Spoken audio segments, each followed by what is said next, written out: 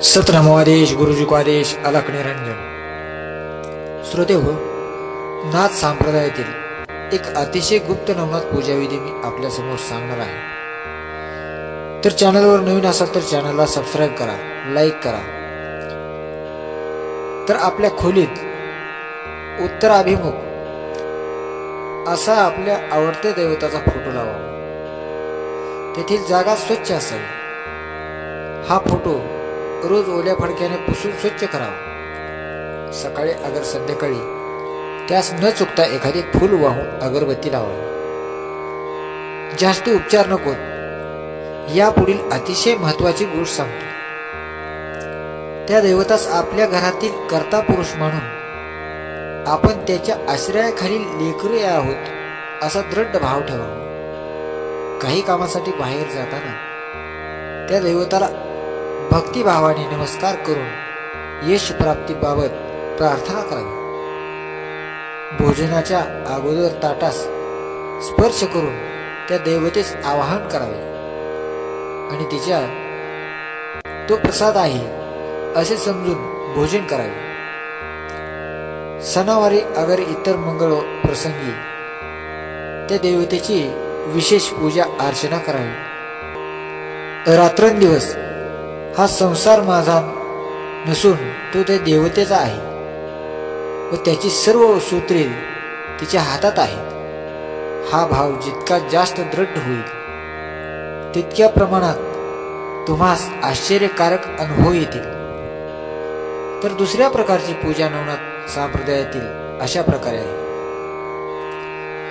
तर कोणत्याही गुरुवारी अगर पौर्णिमेच्या दिवशी सकाळी लवकर उठून स्नान करावे।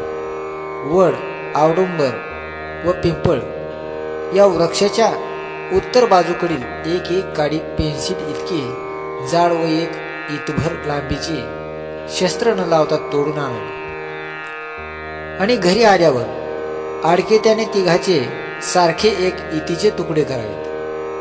त्यातील प्रत्येक काडी ताम्हात ठेवून तिला पाण्याने व दुधाने स्नान घालावे व त्या वस्त्राने पुसून परत वडाच्या पानावर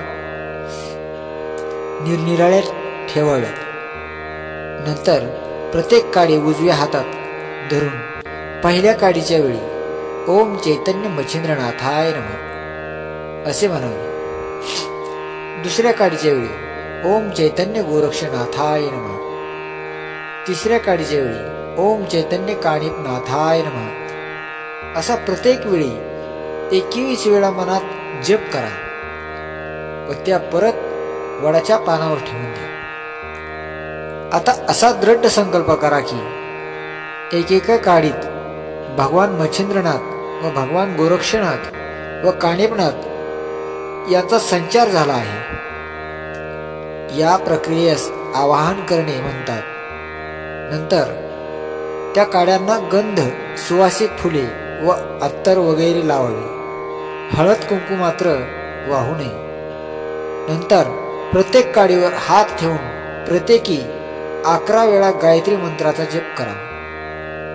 गायत्री मंत्र असा आहे: ओम भूर्भुवस्वः तत्सवितुर्वरेण्यं भर्गो देवस्य धीमहि धियो यो नः प्रचोदयात्। अशा प्रकारे हा गायत्री मंत्र आहे जो सूर्यदेव आमच्या बुद्धीला प्रकाशित करून सन्मार्गाकडे वळवतो आणि आम्हाला वैभव प्राप्त करून देतो। त्याच्या श्रेष्ठ तेजाची आम्ही उपासना करतो। सुवासिक उदबत्त्या लावाव्या आणि चांगल्या तुपाच्या निरंजनाने भक्तिभावाने ओवाळावे। त्या दिवशी मुगाच्या डाळीची खिचडी, वडे, गेवड्याची भाजी, उसळ व दही या पदार्थाचा नैवेद्य त्या विभूतीस दाखवून घरातील माणसांनी आनंदाने भोजन करावे। हा प्रसाद बाहेर कोणास देऊ नये। संध्याकाळी पूजा विसर्जन करून त्या 3 काड्या भगव्या रंगाच्या रेशमी कापड असेल तर उत्तम मापाच्या पिशवीत ठेवून तिचे तोंड बंद करावे। आता ही वस्तू म्हणजे तुमच्या घरावरील 3 नाथांचे वास्तव्य आहे अशी दृढ श्रद्धा ठेवावी। ही वस्तू देव घरात वा एखाद्या पवित्र ठिकाणी ठेवावी. मानसिक पाळी आली तर भगिनींनी पिशवी शिवू नये. घरातील कर्त्या पुरुषाने अगर त्याच्या पत्नीने रोज स्नान झाल्याबरोबर ओम चैतन्य मच्छिंद्रनाथाय नमः, ओम चैतन्य गोरक्षनाथाय नमः, ओम चैतन्य कानिपनाथाय नमः अशा 3 मंत्राचा जप प्रत्येकी 7 वेळा जप करावा.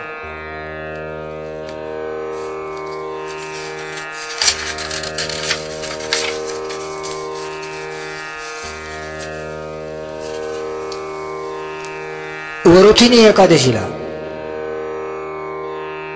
गोरक्षनाथाचा जन्मदिवस समजला जातो. वरुथिनी एकादशी दरवर्षी चैत्र महिन्यात कृष्ण पक्षात येते.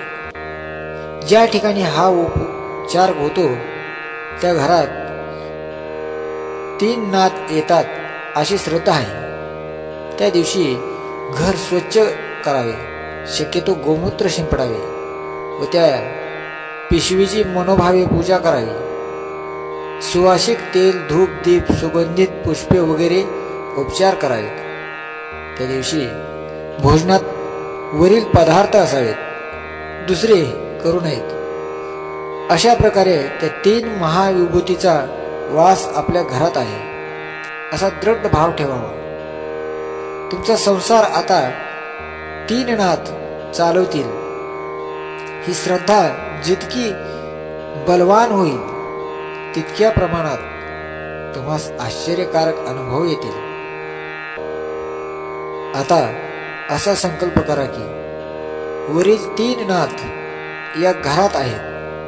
सर्व संसार आता शुभ मंगल होणार. घरातील संकटे, त्रास, भूताखेताची भीती, आजारीपण हे सर्व या घरातून निघून जाईल.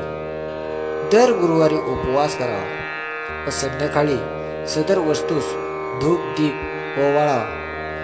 घरात शांती असावी व सर्वांनी आनंदाने राहावे. दर पौर्णिमेस गोग्रास घालताना व कुत्र्याला भाकरीचा तुकडा टाकावा. रात्री ही वस्तू आशाखाली ठेवावी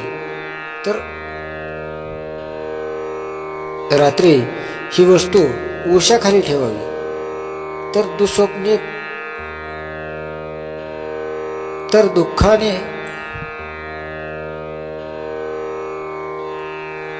वाईट स्वप्ने बंद होईल. आजारी व्यक्तीच्या अंगावरून ही वस्तू फिरवावी म्हणजे धोका टळेल.